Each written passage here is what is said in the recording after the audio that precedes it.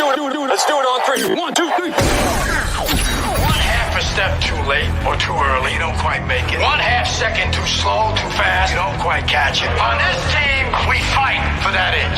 We claw with our fingernails for that inch. Because we know that's the difference between winning and losing. Mean in the Green. It's right here for you. That's football, guys. Go Mean Green. Welcome to the GOMEANGREEN.com Barbershop Podcast, dedicated to students, alumni, and fans that truly bleed green. Don't give them room to breathe. Follow us on Twitter at GOMEANGREEN and visit our website, GOMEANGREEN.com. Love that. Gotta love it, baby. Here we go.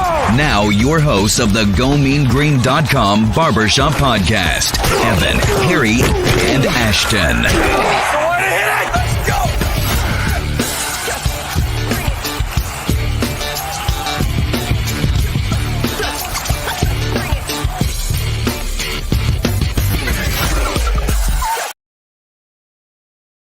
Hello and welcome to the GOMEANGREEN.com Barbershop Podcast. This is Evan.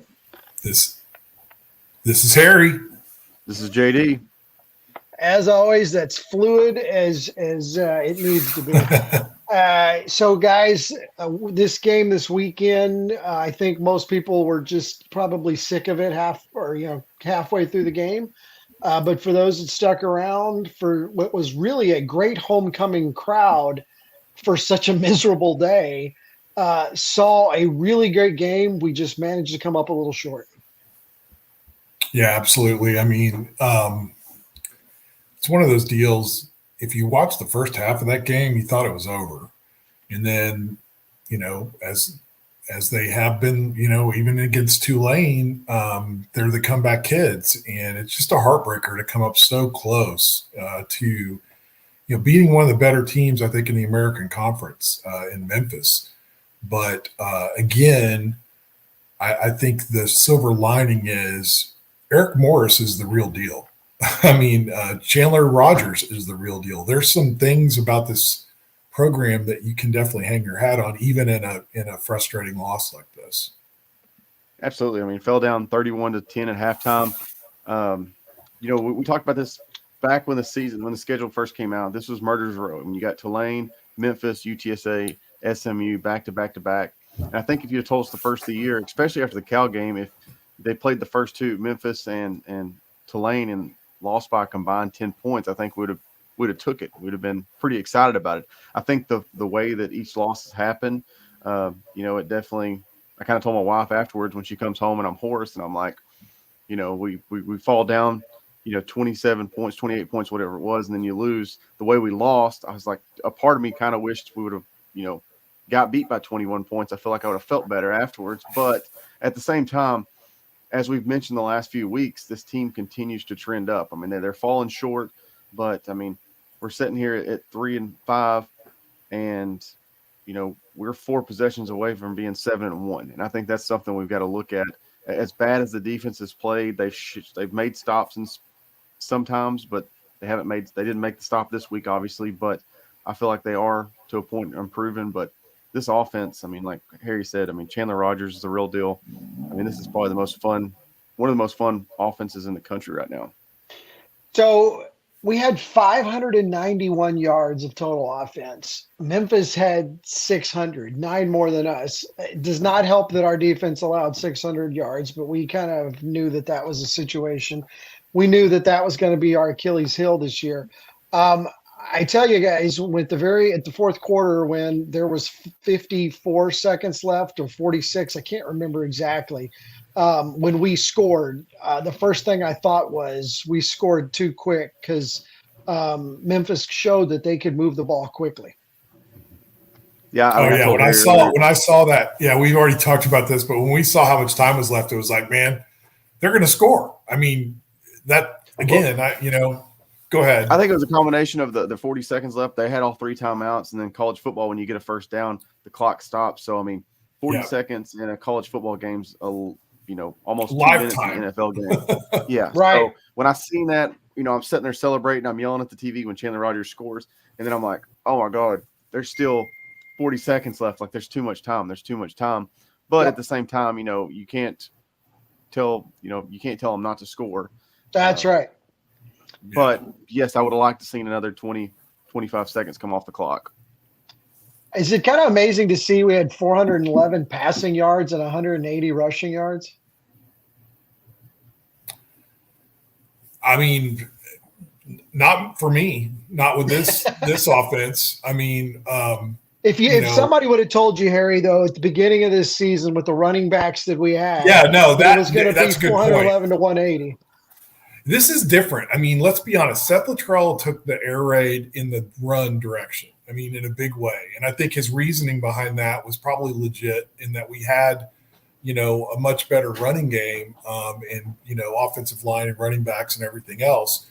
But that was just kind of the direction he took it. And Eric's taking it in a much different way. But I mean, like JD said, in an awesome way. I mean, like Eric's stock is going through the roof right now from an offensive coordinator, from an offensive standpoint, because this is one of the most prolific offenses. Now, it didn't start that way the first half. You know what I mean? It takes a while to get it cranked up.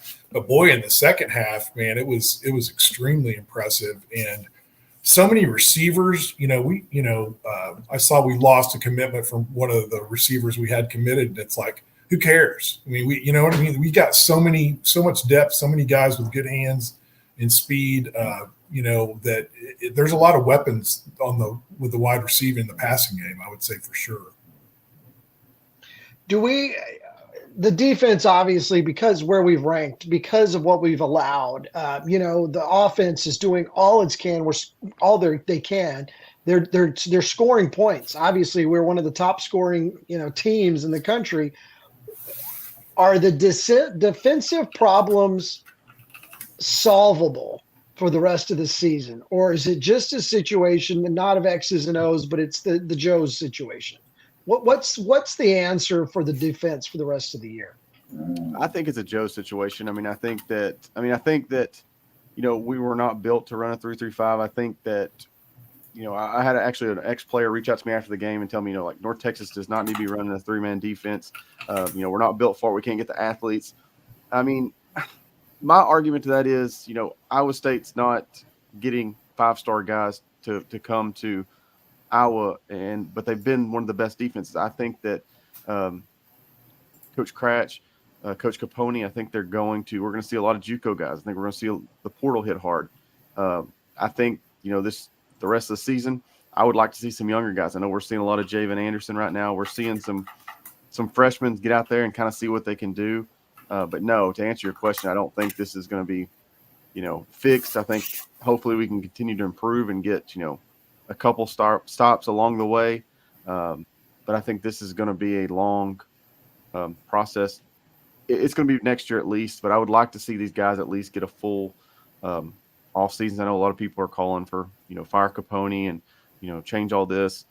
I just think that, this defense, they went from a 3-man front, they went to a 4-man, now they're back to a 3-man.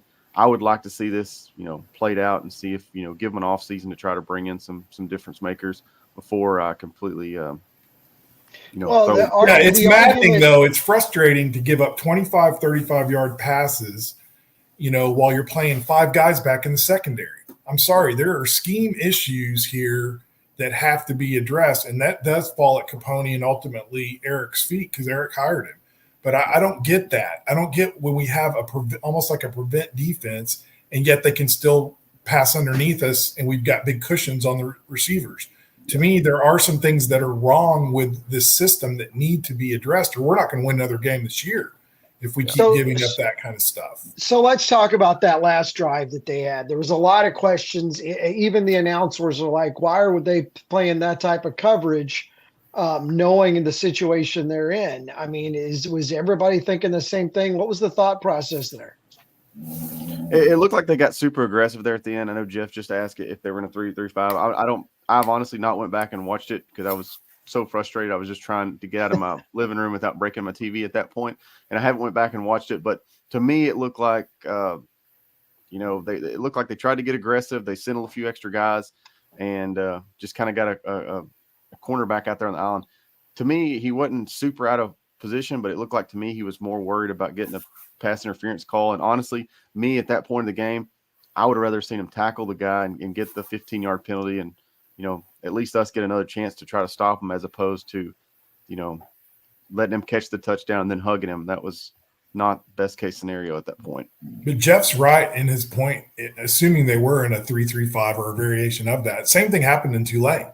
You know what I mean? It's like we and Eric said it, somebody blew it, you know what I mean? But how can you possibly be in that position of the game and not have someone looking at the quarterback the entire time? You know what I mean? It's like there's some disconnect going on here. I can't really put my finger on exactly what it is. Is it all scheme or is it all Jimmys and Joes? It's probably a combination of both when you get right down to it.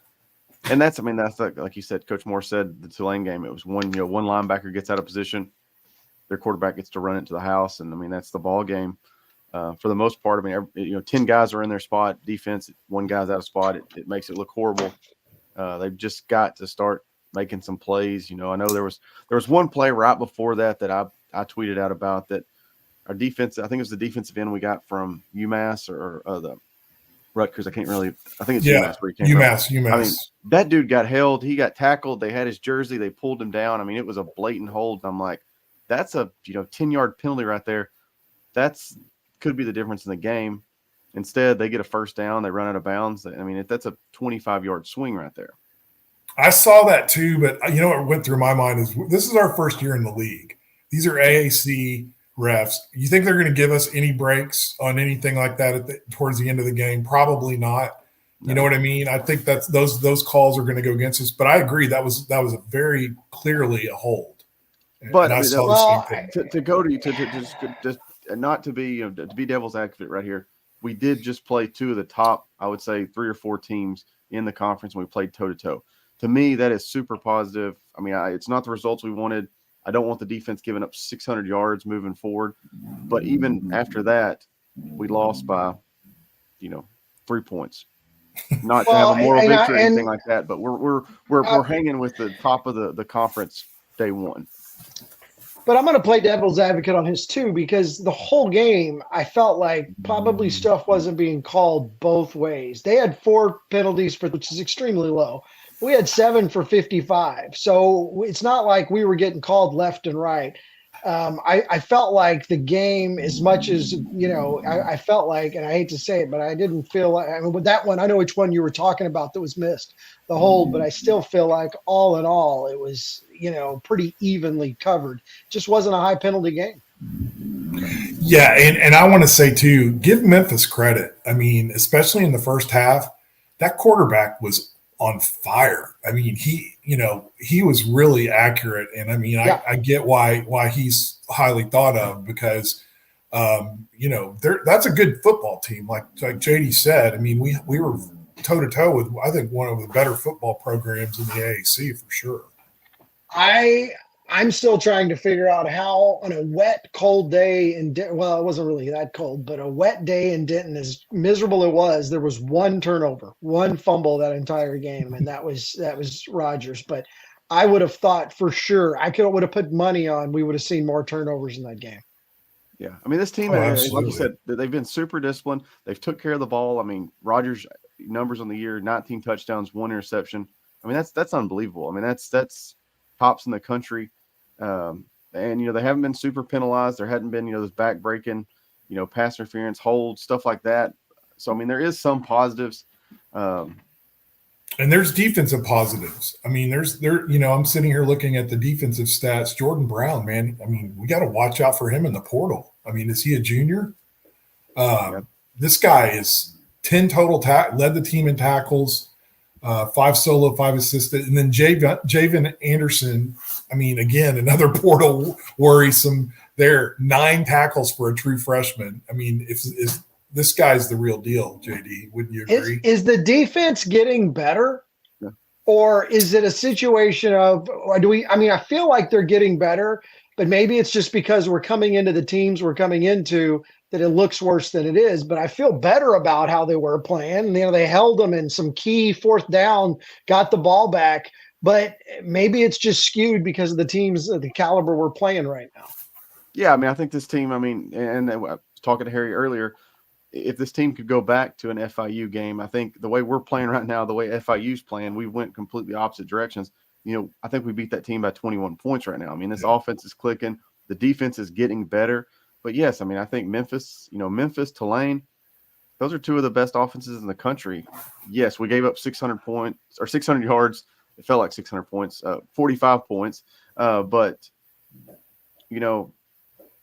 I do think that, they're having – and that's what we were talking about a while ago when you walked away, Evan, is, it's like they'll do good for a little bit, but then one guy gets out of position, they blow a 50-yard rush or 50-yard run from the other team. But I do think there is improvements. I do think that we're going to see after the season, I mean, we're going to see probably a cleaning house. I mean, there's going to be a mass exodus and getting new bodies in here that fit the system better. I think we've talked about it to nauseum that they didn't do it before the season, but I definitely think, this time next year, we're going to be going through the roster and, there's going to be a lot of new faces. And here's another thought that crossed my mind too is maybe this is the year we don't need to go to kind of a mediocre, crappy bowl. Maybe we come up short and we spend that time instead of an early bowl date like we usually have that conflicts with recruiting and just focus on recruiting. You know what I mean? I personally, I would be okay with that if I see the trend like we're talking about going up and we're getting better and better. If we come a little short of a bowl game, but it allows us to focus on recruiting, that may not be a bad thing. I will say this. Go ahead, real fast. So Coach Morris is the single possession games are killing him as much as the fans. I don't get the vibe with past staffs. I got the vibe that we could do a slow build and we're going to get there one day. I don't get that vibe with Eric Morris. Eric Morris believes this team should be winning right now. And I don't see him waiting around and us be sitting here in year 4 and 5 and him still trying to figure it out. He's super motivated, and he's as frustrated as anybody that watches this, anybody on Go Mean Green right now. I mean, he is wanting to win and wanting to win quickly. So if you're a portal person, and this has changed how, you talk about recruiting, Harry, in the offseason and all that kind of stuff, especially if you don't go to a bowl game. But if you're a defensive player looking to be a defensive starter, you're eligible to transfer. Does it help to see what we have on the offensive side? Does it help to see, okay, I could plug in there. If there's a couple of other people come in and they see that, could we really get some good pickups for the defense for immediate impact? Because of how well the offense is doing. If we had a mediocre offense and we needed to really get the defense up to just at a par level, I feel like having Rodgers stuck here. I don't want to say stuck here, but he is because of the way he already moved. I feel like we're in a good position to be able to fill those gaps. JD. No, I think JD is watching the baseball game. I can see it. No. I was waiting for Harry to answer, but no. I think that the good offense is one selling point, but I think the number one selling point this defense is going to have this offseason is playing time. They're going to be able to go to the Missouris, the Ole Misses of the world, and get the 5-star guys that may have not have been able to, break the 2 deep at those schools and say, hey, most of them went from Texas, come back to Texas, come back to DFW. And you're going to get playing time at a Power 6, / Power 5 conference immediately and get to come home to DFW. I think that's going to be the number one selling point.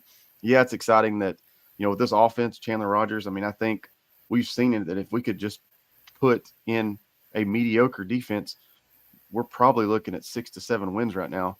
Without question. You're selling playing time. You're selling, hey, we're going to be able to compete for a conference championship really quickly. And bowl games, all that's going to come into play. So I think that's Morris and them definitely have a lot to sell right now, especially defensive players that, are wanting to play. And I'm not trying to take anything away from JD because he's the one.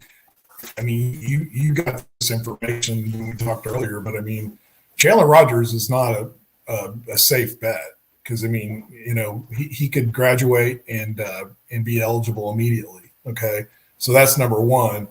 Not that that's going to happen, but I'm just being realistic here. Secondly, I think that Eric Morris is pretty much in a way admitted that they may, from the San Antonio meetings I went to, they got to go after the portal more than they probably originally did. Would you agree with that, JD? I mean, the portal. I mean, they came out with the same old deal. We're going to high school football. We're going to build it. That's the script everybody uses, and man, it just doesn't work anymore. And I think just the last staff, we saw it a lot where it's like they tried to go more for the Mason Richards, the Rich Tejadas, the guys that played at lower levels and were super effective and they played well. But something that the X staff didn't do is they didn't go for an Auburn middle linebacker because he couldn't break the two deep. He couldn't play there. So it seemed like this team put a lot of emphasis on guys that had produced at their previous stops. Whereas I think we've seen now you see Varquise Gums, you see Jake Roberts, you see, Gaddy, all these guys go to Power 5 schools, and a lot of them aren't starting and not playing. And if they were still at North Texas, they're all conference guys. So I think that's something that this staff is taking notice of and saying, I don't think they're going to pass on a kid from, Alabama because he couldn't play there. Whereas I felt like in the past, we could have went and got some guys from, Colorado's and, the Missouris of the world, but we were like, we didn't see a lot of playing time. And yeah, I think I read somewhere where the average P5, like I'm sure Auburn falls into this, when they got Larry Nixon, I'm sure there's a full-time member of their recruiting staff that all he does is look at, G5 and other programs for needs that they have. JD, would you not agree with that? I mean, that's probably already happening. Absolutely. And I think if you look at this staff, I mean, they've got a Power 5 level recruiting staff as far as numbers. I think there's going to be a lot of emphasis. I mean, I think we're looking at, for us to pay attention to recruiting. There's not a lot of high school offers going out right now. I mean, they've kind of got the guys. They've won some great battles. They've got some good guys committed. But I think, you're seeing a lot of JUCO offers go out. And I think there's going to be a lot of positions still available. I mean, we didn't even fill the full roster this year. We left 5 or 6 spots open because Morse, they said they didn't want to just bring in guys just to fill spots. So, I mean, I definitely think there's going to be a big emphasis on that portal coming up here in, just over a month now. And look, if you need any proof, look at Chandler Rogers. He's the biggest portal win we've had probably since we've been battling in the portal. I mean, he was a portal win, and look how great he is. I mean, that's proof right there that the portal is a good way to go. Yeah. Jamari Macklin. I mean, Paul, you just argue that your 2 best players on the team right now are both portal guys. Correct. Mason Richards. I mean, he's probably the best guy on defense. I mean, you can go, up and down this roster. So I think. All right, so let's start moving on. We'll talk. Definitely going to be some portal activity here coming pretty quickly. Yeah, I don't think there's a doubt. So, all right, let's talk about next week's game against UTSA. One thing I do want to bring up, we've lost out of the last 3 games we've lost. It's been for a combined 13 points. 7 of those being against Tulane, which is 21 in the country. So Tulane, good grief, I said Tulane. From Tulane, we lost by 7. Navy, we lost by 3. And Memphis, we lost by 3. I mean, so really, a combined 13 points is all that is kind of changes from being in a totally different position from where we're at right now. Now, this week, we're going against UTSA, who's not having a typical UTSA year, but they still, their losses they've had this year were some pretty big teams. Oh yeah, they're a good program. They're a good team. I mean, Frank Harris has been there 8 or 9 years now, and the guy just wins. You know what I mean? He just wins a lot of games for him. And a lot of the games they lost. I know the Tennessee game they were going to lose anyway, but I mean he didn't even play in that. So I mean, that they're going to give us their best. It's a rivalry game, whether our fans want to admit it or not. It is a rivalry game, so anybody can jump up and bite you. But I would say this, it's a very interesting game this year with the way Chandler Rogers is playing and the way the offense is playing. Because if we can just play like we did against Tulane and Memphis, we got a good shot to win. So did you guys also the good thing about the air raid? I mean, that's even okay. No, all I'm saying is that's the good thing about the air raid is, I mean, even back, when Seth was hired, talking about Mike Leach back in the day, when you've got a good quarterback in this air raid system, it makes pretty much every game winnable. A couple stops here and there. And with this UTSA game, we've learned from the history of it, throw the records out the window, throw the odds, spread out the window. None of that stuff matters. Until Saturday, it could go either way. I mean, it could be a blowout from either side, and it could be a 3-point loss from either side. I mean, it's completely fair game. So, we got UTSA coming up. We've talked about what they've been. Harry, we go back and talk about this rivalry. We talk about the past, and we knew UTSA could be a great rivalry for North Texas. We feel good about the situation.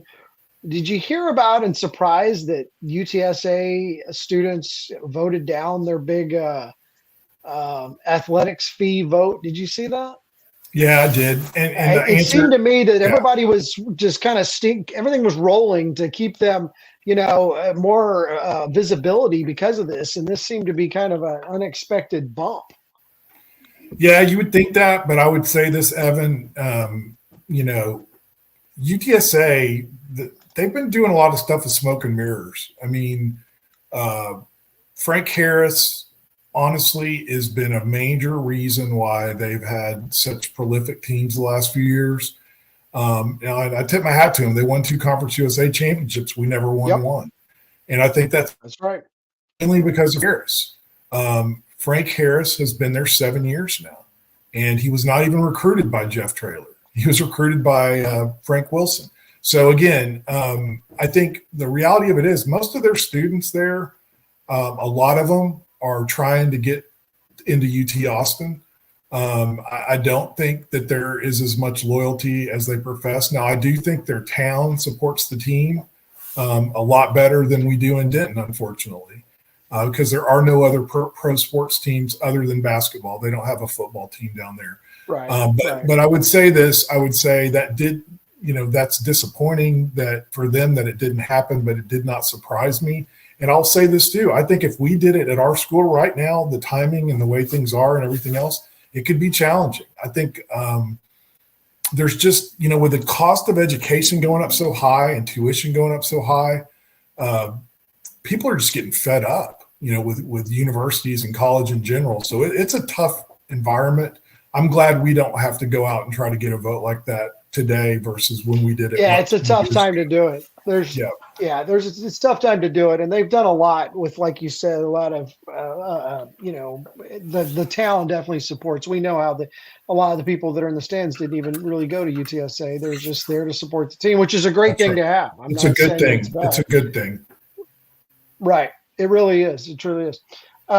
All right, so the game this Saturday, it's 4:00. What are you guys thinking? I mean, as far as Harris, this defense, and will our offense been able to move the ball? If you look at some of the teams UTSA played and some of the teams we played, is the defense going to be able to stop them, and is our offense going to be able to be as productive as they were against Tulane or they were against Memphis? I mean, I think that the Tulane defense was probably one of the best ones we faced all year, and we were able to move the ball. I think it's just going to be a matter of, it seems like we're historically the last few weeks has been slow starts, and then we pick it up at the second half. So it really just kind of depends, like how big a hole do we dig early on. But I think, I think the Memphis defense and the Tulane defense are just as good as UTSA, and we've proven we can. The thing that scares me most this weekend is probably just stopping the UTSA run game. I think they've got some very talented running backs, and not only that, I mean Frank Harris. I mean he's proven that he's a true dual threat. So I think that's the biggest concern I've got is just can the defense get a couple stops? I really do feel like this is probably going to be a shootout. It's just going to be a matter of can we get a few stops along the way to prevail? Yeah, I mean, it's right now I'm showing MGM Sportsbook at giving them 7.5 or giving us 7.5 points. My guess is that might get a little closer with us being the home team. But we'll see. But again, if you look at this game, I mean, gosh, I went to 2 games last year because of the championship game. Frank Harris is always the difference. I mean, they're very close teams. Yep. Everything else, he has the ability to go in himself and be a difference maker. And that's why they pay him the money that they do via NIL. And that's why he's been there 7 years. And, I would say, if you could put a scout or a spy on Frank Harris, effectively this week, please do it because he is the guy that can can win this ball game, almost single-handedly every year. All right, JD, any thoughts before we get our guess on the scores? No. I mean, weather looks like it's going to be pretty. For the most part, it seems like the team's pretty healthy. Hopefully we get Fabici back this week. But other than that, I mean, really the two running backs are the only two big injuries I know of off the top of my head. So hopefully it seems like the last 2 weeks, it seems like it would be a smart bet to take North Texas in the 7.5 points, but just don't take the first half spread. Yeah, exactly. And don't tune out after the first half. I'm actually going to be at this game again Saturday. I'm doing a little tailgating, which I hadn't done tailgating. I usually roll in there and go straight to the game because of activities, but I'm actually going to get to tailgate this one. Don't have anything. I got a car show early in the morning, but it's plenty of time. So I don't know. Harry, you're not coming into town, are you?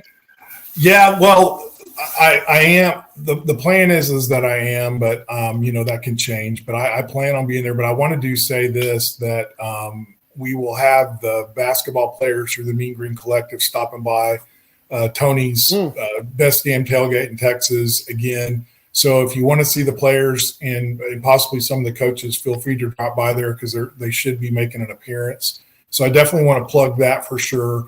And to echo what JD said, the weather is going to be phenomenal. Oh, perfect. So, I mean, perfect. like 75. 70 degrees. Oh, awesome. Yeah. It'll be perfect. So looking forward to that. All right. So let's see what I didn't write them down last week. I should have, but what's your thoughts on the scores? Putting it on the official Post-it, going to put it on the second monitor here, and we will review next week. So JD, what's your prediction? 38-35, game-winning field goal as time expires, 52-yarder by Noah Rauschenberg. Wow. All right. 38-35, North Texas. All right, Is it my Harry? turn? All right. I'm going to say with a weird score here. Let's go 31-28, North Texas. 31-28. All right. I'm going to say 35. I'm going to say 35-38 North Texas. North Texas gets 38. They get 35. I'm going to go with that because I never would go against North Texas against UTSA. And I think there's going to be a lot of points. I think there's going to be a lot of points. I think what we really should be guessing is how many yards each team will put up in offense, because I think that's where the real guess fun should be. But I'm taking over 1,000 by both teams combined. Combined 1,000. All right. What is the? Oh gosh. I'm going to say 1,200. I'm going to say 1,200 combined. You going to go one out there? I'll go. So what did JD say? 1,000. Okay, I'll go 999. 999, and I'm at 1,000. I'm playing what's that game show? I'm doing the game show strategy. Yeah, you're doing Price is Right. $1. I'm going to underbid you, but actually it's not without going over, so you kind of shot yourself. But it's all right. Oh shoot! Oh, yeah, you should have said one yard. Yeah, I should have. Okay, I'll do 800. I'll do 800. The game's at 2. You can't. I already put it down. All right. The game's at 2:00 on Saturday. Hope to see people out there. Like I said, it was a great crowd for homecoming, considering the weather was so bad. That was awesome. Hopefully, we got enough people this week. I mean, like I said, 13 points on our last 3 losses. That's the only difference there. It's we're in a situation where the offense has got to score pretty much every time they get the ball, so we can keep up with the other team scoring, especially if they've got a good offense. If we can keep that up and hold them a few times, I think we're golden. Like I said, 13 points. And one of those games was 7. The other was 3-3. It's just crazy to me. So anyway, with that, any closing comments, gentlemen? Anything else to add? Anything to plug, JD? No, I know basketball is back this week, and Harry can speak more of it. I know they had an event this week, but it looks like the basketball team's the real deal. I mean, it looks like they've kind of just picked up where they left off, and they've got some new guys in there. I know John Buggs, a guy we've had on the podcast before, transfer from UTSA, looks like the real deal. But there's a basketball season I know is exciting for a lot of fans, and it looks like could be in for another exciting year. Yeah, I was there last night. That was a fun drive, but honestly, I will agree with JD. This team is super talented. I mean, it's going to be a very fun season, and as good as last year was, I think I know we're better. We're deeper, and we're going to miss Tyler Perry, obviously, and I wish him the best. But like JD said, Bugs is going to be really good. Robert Allen's going to be really good. The guys we had from last year have improved. It's just a really fun program. We had an awesome event with the collective. Had a great crowd at the honors room under the pit after the game, and a lot of donations. Please go to meangreencollective.com because we'd love to have you participate in this. And it's exciting time for the collective because we're really growing, and we'd love to have you participate. Excellent. So for JD, Harry, and whoever's stomach was the fourth podcaster there, we appreciate it. And go Mean Green. Go Mean Green. Go Mean Green.